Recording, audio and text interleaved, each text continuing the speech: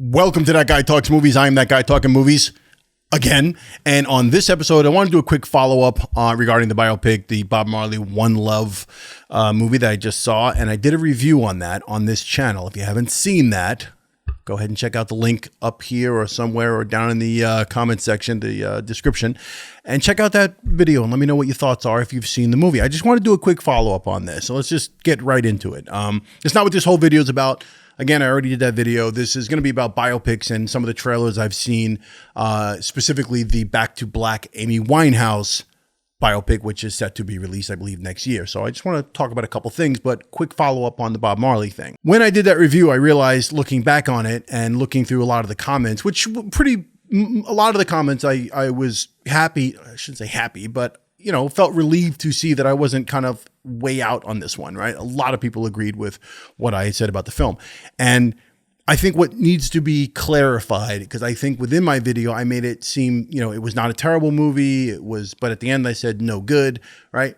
I don't think it was a terrible movie. I don't think it was a bad movie for what it was, right? I think that my issue lies in the fact it didn't focus enough on the man and somebody who's such an icon and such a legend and was so just larger than life and his impact on the world. I just thought it left a lot to be desired. If you were someone who did not know the Bob Marley story, you didn't know anything about this man's life, this film would give you nothing other than that brief time period, regarding the Smile concert and some controversy there, a mild amount of the relationship stuff with Rita, and a few flashbacks of his childhood. You really wouldn't get a lot out of this.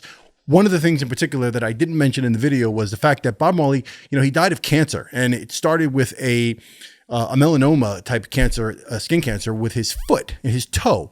And one of the options was to have that toe removed to stop the cancer from metastasizing and killing him, spreading to the rest of his body.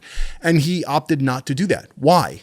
Because of religious beliefs, because it's Rastafarian culture, his religion. And that wasn't really spelled out in this film. Now, I'm not saying they need to spend a half an hour on it, but they sort of glossed over it. And that was a really big deal to him. And that's testament to someone's religion, their faith, their belief system. And it just kind of washed over it. And you didn't even get that. There were people, I spoke to someone personally who said they don't even remember them talking about that. The doctor tells him he's got cancer and it's his toe. And that was kind of it. So, again, not going into a long thing in the Bob Marley video. I already did that. Watch the video on my channel if you haven't seen it.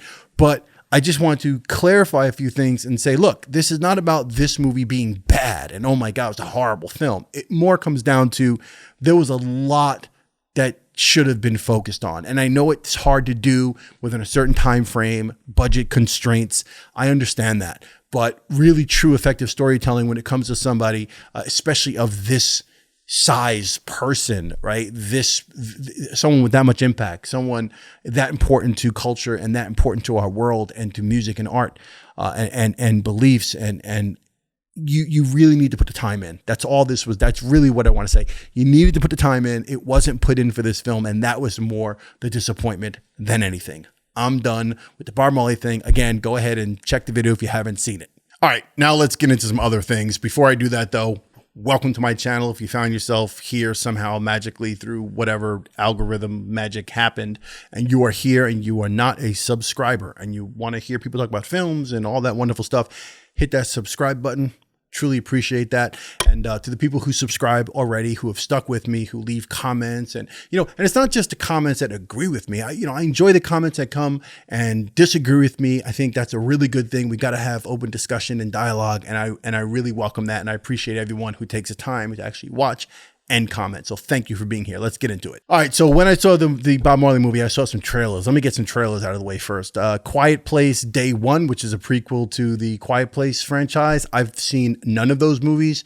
I thought they were horror movies of some sort, but I believe they're horror sci-fi thing with like aliens or something, creepy aliens that are attracted to sound. This is a prequel. This takes place when the aliens first come to New York City, my city. So I'm kind of, I thought the trailer was good. Lupita Nyong'o is in this and Jaimin Hansu, and I love both of them. And the trailer looked okay. So I'm going to go back and watch Quiet Place 1 and Quiet Place 2 before this comes out and I see it. Next trailer, which I thought looked really badass, was Dev Patel did a movie called Monkey Man. And he's not only the action star, but he's director and one of the writers of the script. And it's basically John Wick in Mumbai. That's not me saying that. I mean, it pretty much is. It looks like an Indian John Wick film, action film. He's wearing all black. It's kind of, he's badass. And that's the way it's described on the Wikipedia page. And interestingly enough, this was supposed to go to Netflix and be released streaming, and Jordan Peele saw it and thought it deserved a theatrical release. Kudos to Jordan Peele, and he's one of the producers on this, so it's going to be in the movie theater, and I'm looking forward to that. Next, I saw another Dune 2, probably the final Dune 2 trailer. Can't wait to see that. I don't need to talk too much about that. You guys already know how much I'm looking forward to that, and I will definitely be doing a full review on Dune 2 when that actually is released, and we see that in, a couple of weeks? I'll be seeing that in IMAX in New York City. There's only, I think, 30-something IMAX theaters in the world, and one of them is near me in New York on 68th Street, and I'm going to go see it there, so I will get back to you on that one. The other trailer, which I saw a Ghostbusters Frozen Empire trailer. Really? I mean, I haven't seen a Ghostbusters movie since the original Ghostbusters. I think I saw Ghostbusters 2. But these latest iterations of it, there was an all-female one, and then there was a recent one with like kids and such, which I think this one picks up after that one with the kids. And this one's got my man Ernie Hudson coming back, and Bill Murray, and I believe Ivan Reitman or Dan Aykroyd is in this. Jason Reitman wrote the script, or he's one of the writers on it, so we'll see how that goes. Furiosa. Looking forward to that. The prequel to Furiosa's story, you play by Charlize Theron in the Mad Max Fury Road film. This is the backstory to her to see, how she gets her arm cut off, I guess, and all that stuff. Looks pretty good. I don't think you can go wrong with this one. Mad Max Fury Road, in my opinion, was the greatest action film in the last 20, 30 years. If they stick to the basics of this, where they just have Furiosa, it's her being younger, but it's just go from here to there in badass cars and trucks with a lot of action scenes. It should be fine. Should work. Also saw the trailer for Kingdom of the Planet of the Apes. I'm a big Planet of the Apes fan. The original Planet of the Apes and the latest series of films with Caesar and that whole thing. One starring, what's his name? I think James Franco was in the first one, right? I like those films. I just hope it doesn't get crazy and out of hand like the films back in the 70s. I am sure at some point there were like 20 Planet of the Apes films. I'm exaggerating, but there was a lot of them. There was like Planet of the Apes, Return to the Planet of the Apes, Return of the Planet of the Apes, Escape from, Escape to, In Space, Planet of the Apes. There was a whole bunch of them. So I hope this doesn't go down that route, and I'm looking forward to see what happens here. Now, that brings me to the trailer that sort of set off this whole video, talking about biopics today and some follow-up on some other biopics that are coming out. Saw the trailer for Back to Black, the Amy Winehouse biopic. Love Amy Winehouse. Love that album Back to Black. So the picture is named after that iconic album. And it looks good. It looks good, right? And it's one of those things, again, you hear the music and you see the girl playing the girl. She looks pretty good and she sounds good. She's doing the vocals from what I understand. We've got to see more. I've got to see another trailer. Got to find out who's writing, who's doing what. It's an English director, so a female director, an English screenwriter. So that's good. That's a good start, I guess. And we'll have to see what happens here. Biopics can be a problem because what are they going to focus on? What are they going to do? How much depth are we going to get? This young woman's life, short, tragic life. What's going to happen? What are we going to see?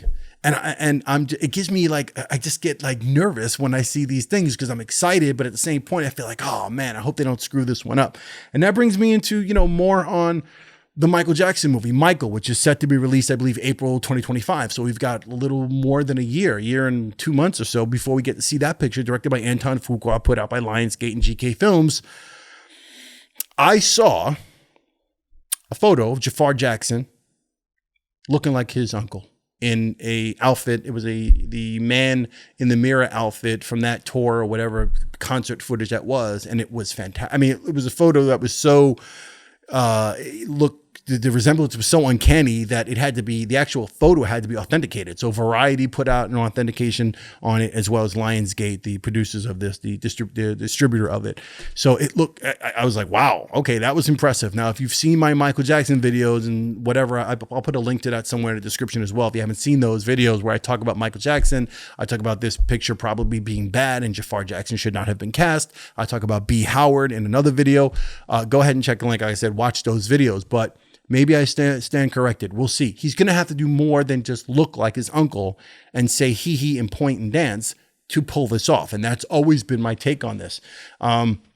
Most of my optimism and what I'm relying on for this picture to actually succeed is John Logan, who is a screenwriter who did The Aviator, which is the Howard Hughes biopic, directed by Martin Scorsese, which I thought was fantastic. And I think that was a really good job there. He's one of the writers on Gladiator.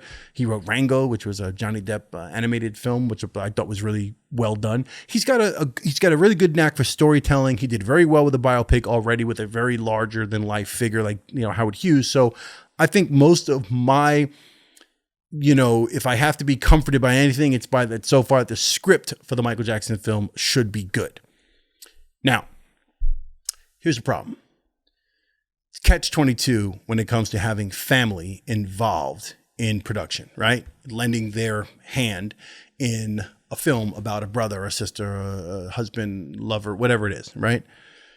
The Bob Marley film, for example, right? You've got Rita Marley, Ziggy Marley involved, the family's involved. So right away you think whenever family is involved, that lends a certain amount of authenticity and truth and factual data that you would not get outside of people who knew that person intimately, right?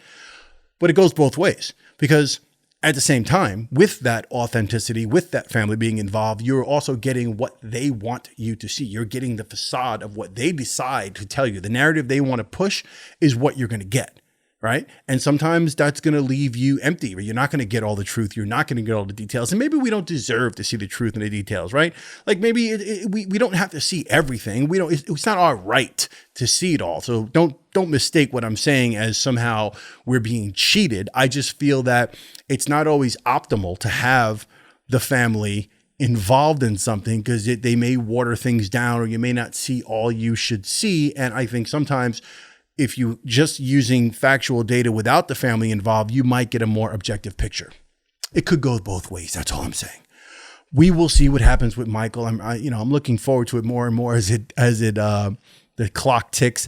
I'm looking forward to the Amy Winehouse picture as well. I will do a video probably where I talk about my favorite biopics of all time. One of them being Ray, Walk the Line, Lady Sings the Blues, What's Love Got to Do with It more recently, Straight Outta Compton, The Doors, obviously, and Bohemian Rhapsody. Rocket Man, not so much. Maybe I'll do a whole video on that. But anyway, let me know. Let me know what your favorite biopics are. Let me know if you think I should do a video on that, and I will definitely get to doing one. That's it for That Guy Talks Film. I just wanted to do this follow-up to the Bob Marley video that I did, and I want to talk about biopics in general and some of the trailers. Looking forward to them. What are you looking forward to? Let me know in the comments below. If you've not subscribed, subscribe. Like this video on the way out. It helps the whole YouTube magical algorithm, and it pushes things, and it gets me excited, and it gets you excited, and I make more videos, and I don't be lazy, and all that good stuff, right? Till then, I'll see you on the next That Guy Talks, whatever, movies. Peace.